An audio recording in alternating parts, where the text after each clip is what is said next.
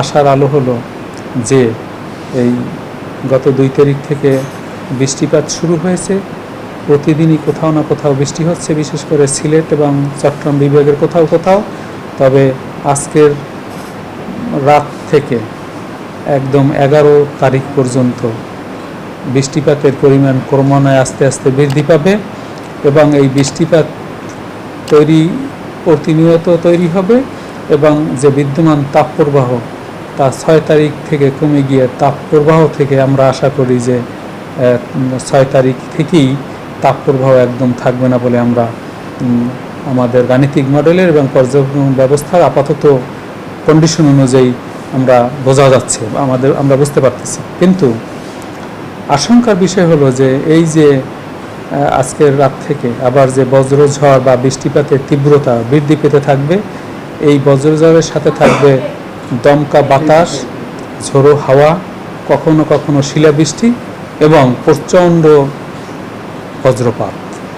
সুতরাং বাংলাদেশের প্রেক্ষাপটে এই মে মাসে 13টি বজ্রঝড় হওয়ার কথা গড়ে বাংলাদেশব্যাপী। সুতরাং আমরা আমাদের দীর্ঘমেয়াদী পূর্বাভাসে কিন্তু বলেছি যে 3 থেকে 5টি মাঝারি শক্তিমাত্রার বজ্রঝড় এবং আমরা 2 থেকে 3টি খুবই শক্তিশালী বজ্রঝড়ের কথা আমরা বলেছি মাসে হবে। সুতরাং এই বজ্রঝড়ের সময় আমাদেরকে বাড়তি সতর্কতা অবলম্বন করতে হবে, কারণ এই বজ্রঝড়ের সময় আপনার বজ্রপাতে প্রাণহানি ঘটে। শুধু মানুষই মারা যাচ্ছে না, গবাদি পশু মারা যাচ্ছে। 2023 সালেও গবাদি পশু মারা গেছে।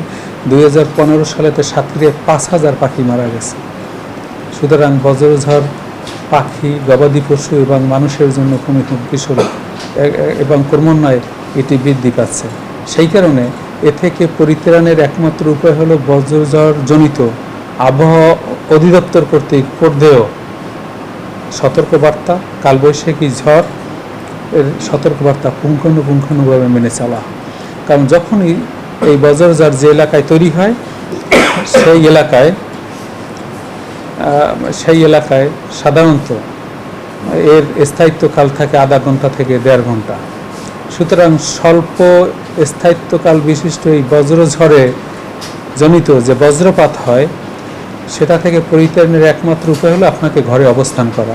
ঘর সবচেয়ে নিরাপদ জায়গা। কোনো ক্রমেই খোলা জায়গায় অবস্থান করা যাবে না, বড় গাছের নিচে অবস্থান করা যাবে না। কোনো উপায় যদি না থাকে, যদি খোলা মাঠে থাকেন, তাহলে সেক্ষেত্রে আপনাকে অবশ্যই বিদ্যাঙ্গুলোর উপর ভর করে গুটিসুটি হয়ে একদম সর্বোচ্চ নিচু অবস্থায় বসে থাকার চেষ্টা করতে হবে। তা না হলে বজ্রজনিত প্রাণহানি বৃদ্ধি পেতে থাকবে। এবং আমাদের এই সতর্কবার্তা বাংলাদেশ আবহাওয়া অধিদপ্তর কর্তৃক যে বজ্রঝড়ের সতর্কবার্তা সেটা পুঙ্খানুপুঙ্খানুভাবে মেনে চলতে হবে এবং 1090 নাম্বারে ফোন করেও সতর্কবার্তা জানা যাবে। তা আপনাদের মাধ্যমে আরেকটা জিনিস, স্মল টিপস কীভাবে সার্ভাইভ করা যায় বজ্রঝড়ের ক্ষেত্রে, সেক্ষেত্রে একটা জিনিস বলি। ইউনাইটেড স্টেটস অফ আমেরিকা তো এটা মেনে চলে। একে বলা হয় 30 সেকেন্ড বিধি।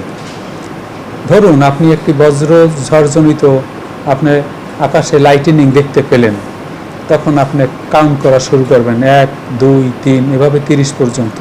অর্থাৎ 1, 2, 3 এভাবে 30 পর্যন্ত গণনা করলে আপনি 30 সেকেন্ড সময় ব্যয় হবে। এই লাইটেনিং দেখার পর 30 সেকেন্ড অতিক্রম করার মধ্যে যদি আপনি বজ্রপাতের শব্দ শুনতে পান, তাহলে মনে করবেন যে বজ্রঝড়টি আপনার দিকে অগ্রসর হচ্ছে। সুতরাং আপনাকে ইমিডিয়েটলি ঘরে অবস্থান করতে হবে। কিন্তু 30 সেকেন্ডের পরে যদি আপনি লাইটেনিং দেখার 30 সেকেন্ড পরে যদি আপনি শব্দ শুনতে পান, তাহলে আপনি মনে করবেন যে বজ্রঝড়টি আপনার থেকে দূরে সরে যাচ্ছে। সে কারণে আপনি একটু বাইরে বের হতে পারেন। একে বলা হয় 30 সেকেন্ড বিধি। এই বিধিও যদি আমাদের এখানে আপনারা থাম্ব রুল হিসেবে মেনে চলেন, তাহলে প্রাণহানি অনেকটাই কমিয়ে আনা সম্ভব। তবে এই বজ্রঝড় থেকে রক্ষা পাওয়ার জন্য আমাদেরকে দুর্যোগ ব্যবস্থাপনা মন্ত্রণালয় এবং বাংলাদেশ আবহাওয়া অধিদপ্তর সমন্বিতভাবে কাজ করে আমরা যদি আগামী অর্থবর্ষের মধ্যে লাইটেনিং অ্যারেস্টার বসাতে পারি, তাহলে কিছুটা লাভ এবং প্রাণহানি কমে যাবে বলে আমরা দৃঢ়ভাবে বিশ্বাস করি।